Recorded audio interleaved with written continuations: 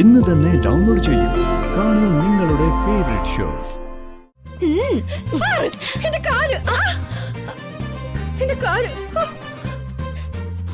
നിന്നെ ഞാൻ അയ്യോ ഞാൻ കണ്ടില്ല ചേച്ചി. സോറി. സോറി അല്ല, ദേ എന്നെ കൊടുത്ത് പറയരുത്. മീനാക്ഷി ഒരു കുട്ടി വൈദ്യരാണ് കേട്ടോ. വൈദ്യം പഠിച്ചിട്ടൊന്നുമില്ല വന്ദനേച്ചി. എന്റെ അമ്മൂമ്മ പഠിക്കട്ടിറങ്ങുന്ന സമയത്ത് നടുവിടിച്ച് വന്ന് വീണു. കുറച്ചുനാള് ഒറ്റക്കിടപ്പായിരുന്നു. അന്ന് ഒഴിച്ചിലും പിഴിച്ചിലും ഒക്കെ നടത്താൻ 1-2 വൈദ്യന്മാര് വന്നു. പിന്നീട് അത് ഞാൻ അങ്ങ് ഏറ്റെടുത്തു. പിന്നെ എന്റെ ചികിത്സ കൊണ്ടാ അമ്മമ്മ രക്ഷപ്പെട്ടേന്ന് അമ്മ എപ്പോഴും പറയും. അതേതായാലും കാര്യായി.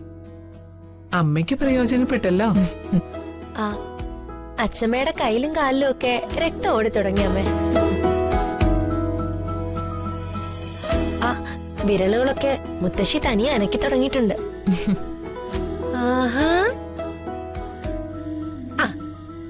അനക്കം കൂടി ഇല്ലാതാക്കാനുള്ള പരിപാടിയാണ്. കാഴ്ചക്കാരൊക്കെ ഉണ്ടല്ലോ. അമ്മ അറിഞ്ഞില്ലേ വന്ദനയുടെ വിശേഷങ്ങളൊക്കെ? അമ്മേ, ഇവളുടെ ഭർത്താവ് ഒരു ബിസിനസ് തുടങ്ങി. ഒരു വെട്ടിക്കട, തട്ടുദോശയും ചമ്മന്തിയും. ഏതായാലും ഇവളുടെ കഴുത്തിൽ താലി വീണതോടുകൂടി കോടീശ്വരനായ അവന്റെ പപ്പും കൂടെയൊക്കെ കൊഴിഞ്ഞു. വൈകുന്നേരം ആകുമ്പോ പെരുവഴിയിൽ നിന്ന് ദോശച്ചട്ടിയിലേക്ക് മാവ് കോരി ഒഴിക്കലാ പണി.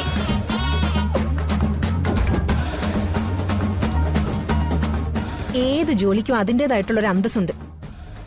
ജഗൻ കക്കാനും കഞ്ചാവ് വലിക്കാനൊന്നും പോയില്ലല്ലോ. ഇതിനേക്കാൾ അതായിരുന്നു ഭേദം. എന്റെ ഭർത്താവ് തട്ടുകട നടത്തുന്നതിൽ എനിക്കൊരു അഭിമാനക്കുറവും തോന്നുന്നില്ല. എനിക്ക് തോന്നാത്ത മാനക്കേട് മറ്റാർക്കും തോന്നേണ്ട കാര്യമില്ല. അയ്യോ, എനിക്കങ്ങനെ മാനക്കേടൊന്നുമില്ല. എന്റെ അമ്മേ, ഇന്നലെ സതീഷ് ഏട്ടനും മക്കളും അവിടുന്ന് തട്ടുദോശ ഇന്നു. പൈസ കൊടുത്തിട്ട് ജഗം വാങ്ങിയില്ലത്രേ. വീട്ടിൽ വന്നിട്ട് ഞാൻ സതീഷ് ഏട്ടനെ ഒത്തിരി വഴക്ക് പറഞ്ഞു സുചിത്രേ. നക്കാപ്പിച്ച പൈസക്ക് വേണ്ടിയാ റോഡിൽ കിടന്ന് ദോശ ചുട്ട് ജീവിക്കാനായിട്ട് മനുഷ്യനെ ഇറങ്ങിത്തിരിക്കുന്നത്. അതിനിടയ്ക്ക് ഓസിനും കൂടി ആൾക്കാർ തിന്നാൻ തുടങ്ങിയാലോ?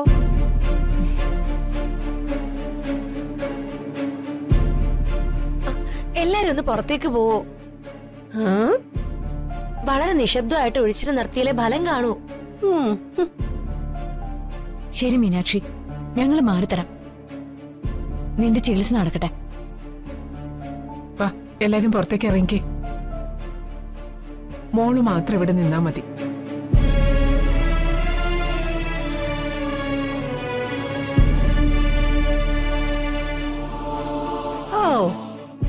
എന്നെ പുകച്ച് പുറത്ത് ചാടിക്കാന്നുള്ള തന്ത്രമായിരിക്കും.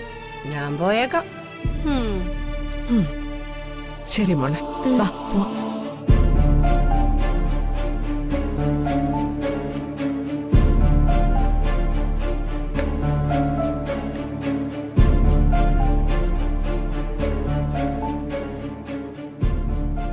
അല്ല അച്ഛമ്മേ, എനിക്കൊരു സംശയം. ഈ വസന്തേച്ചി ചന്ദ്രികാമ്മയുടെ വയറ്റിൽ പിറന്ന തന്നെയാണോ?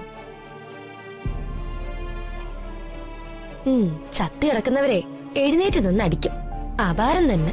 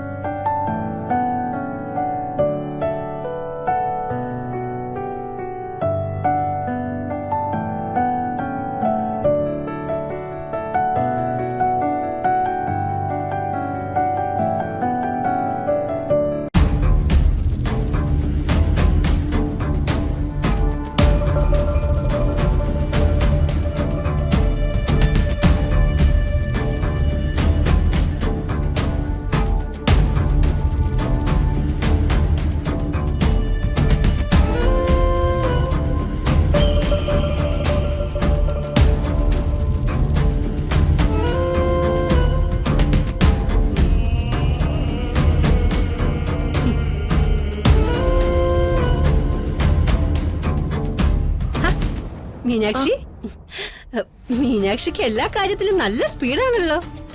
കുറച്ചു മുമ്പ് ആ കളവിയുടെ കാലിൽ തൈലം ഇട്ട് കൊടുക്കുന്നുണ്ട്. ഇപ്പതേ അടുക്കള പണിയും തുടങ്ങി. നല്ല എക്സ്പീരിയൻസ് ഉണ്ടല്ലേ? ഹാ, എത്ര എത്ര വീടുകളിൽ എച്ചിൽ പാത്രം കഴുകുന്ന ജോലി ചെയ്തതാ മീനാക്ഷി അല്ലേ?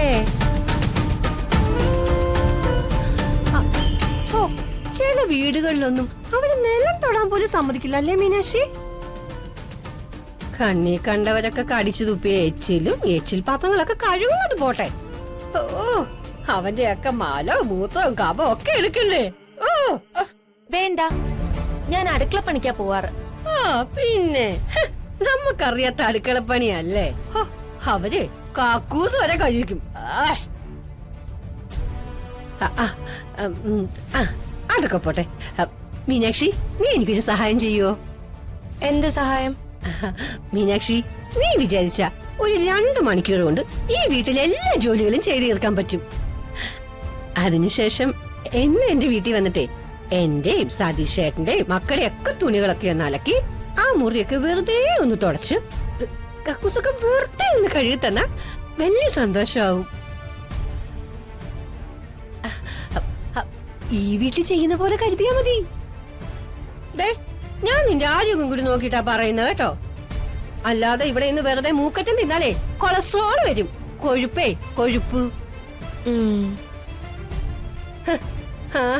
ഓടയില് കിടന്നവളൊക്കെയാ ഇപ്പൊ ഓടമ്മ കളിക്കുന്നത്. എന്താടി, സഹായിച്ചൂടെ നിനക്ക്?